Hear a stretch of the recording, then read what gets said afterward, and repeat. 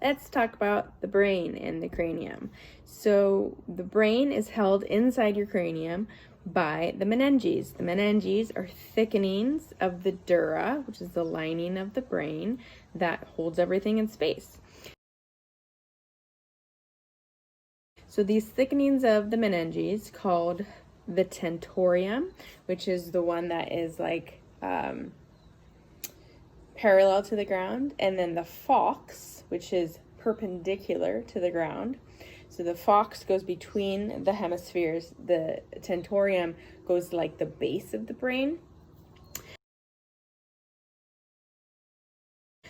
These help to hold everything in place, and also is the container which the fluids run through. So the fluid balance in your brain, so we're talking about blood flow, venous flow, lymphatic flow, and cerebral spinal fluid flow. It's really important that these are all maintained, right? And this has to do with the pressure in your head. So the easiest way to affect the pressure and therefore the flow of these fluids in your brain is to affect the meninges and the bones around the cranium. To do this, we can take a neural manipulation approach, which means we're going to look at the nerves that innervate those structures. So you can think of the meninges almost like a ligament, right? So if we want to affect the mobility of them, we can do things that are going to affect the nerve information relaying the sensory information to the tentorium. And so that's going to be a lot of your trigeminal nerve, which is one of your cranial nerves that relates to the face, and your greater occipital nerve, or also called the nerve of Arnold, which is a nerve that comes off of your cervical plexus. Those are two great ways to affect the tension of our dura and the pressure in our cranium. So there's other ways too. The vagus nerve, the glossopharyngeal nerve, and the facial nerve all have a relationship to the innervation of that tentorium and that falx, so the meninges too. And you can talk to those nerves many ways. Quick and easy ways through the ear or through the neck. So today, though, I'm going to show you some spots to do self-massage to your face and head to have that effect. So there's a couple of things I want you to check out first, just to see how much maybe effect this is going to have on you. One, just take a second to check in with your body and notice how you feel. Even notice if you feel how your head feels. Do you feel a lot of pressure in your head? Maybe the pressure is right behind your eyes. Maybe the pressure feels almost like a vice grip in the back of your head. Maybe you feel a lot of pressure in your ears. How well are you hearing around you? If you check in and feel like where your eyes are, does it feel like your eyes are sunk back into your skull or right at the back of your eyelids? Just take a second to notice what's going on. Maybe take a swallow, deep breath, hold your breath. Notice how that pressure relates to your head.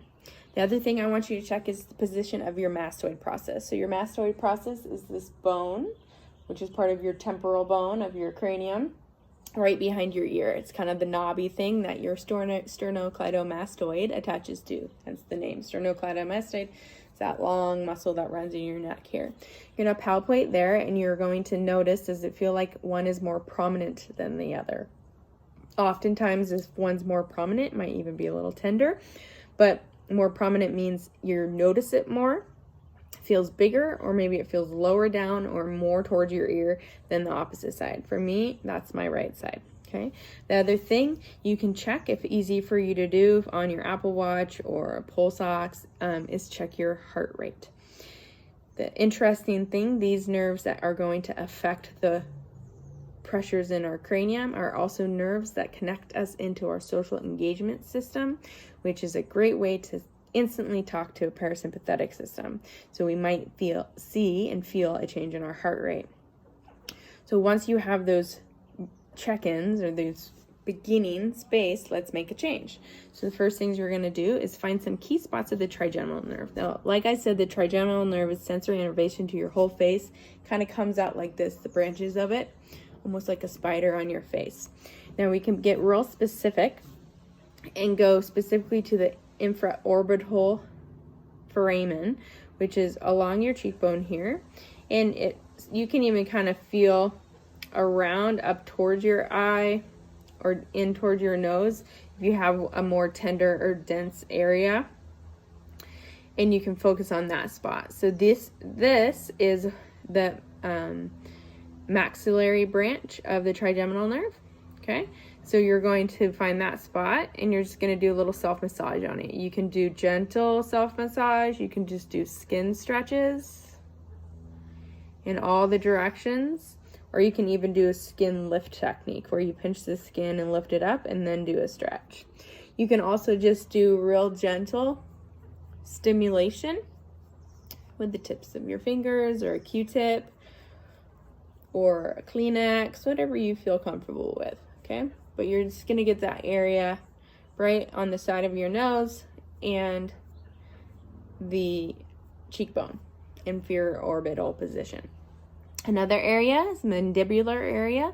So that's your chin. You're going to find the dimple of your chin, go to the sides, and you might feel, again, more dense tissue, and you're going to do that little self-massage there too. A good skin stretch in the area in all the directions.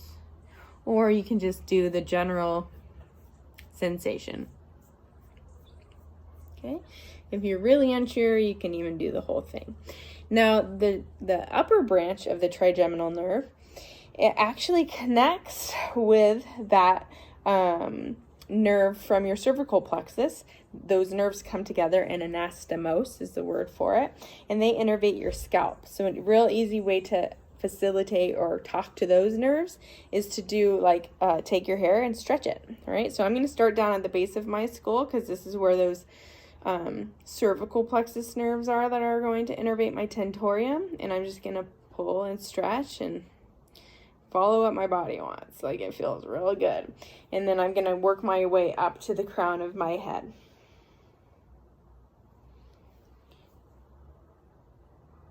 You might get crazy and do one front and one back. This feels good, and you can start to feel sort of the relationship to where one ends and one begins. If you don't have hair to pull, you can just do the skin stretch or massage like we did on your face. The other thing you're going to do is come to your ears, grab on the inside of your ear, and you're going to just sort of pull your ears, and then you're going to massage the lobe of it too. So all around, and you're going to pull your ears down, maybe back, maybe forward. Stick your fingers right in the front and send the tragus of your ear forward. Notice if one is more elastic than the other. And then that's it. You're going to recheck your things. Check your mastoid process. Notice if it changed. Mine did. Check your pulse. Do real quick check-in with your breath hold. Notice if that changed the feeling in your head. And then just check in with how your head feels. How your eyes feel. Any pressures or tensions or kind of headachy feelings. Just notice how things changed. It's a really easy, quick way to not only improve flow of everything to and from your brain, so brain health, but connect into your parasympathetic nervous system, downregulate, de-stress a bit. So give it a try, and let me know how it goes. Also share the anatomy a little bit too, so you can see a picture of the meninges, because I think it's helpful to see that. And different parts of the meninges are innervated by different nerves. So if you are a clinician or a practitioner, you can use that information to help you out in your practice.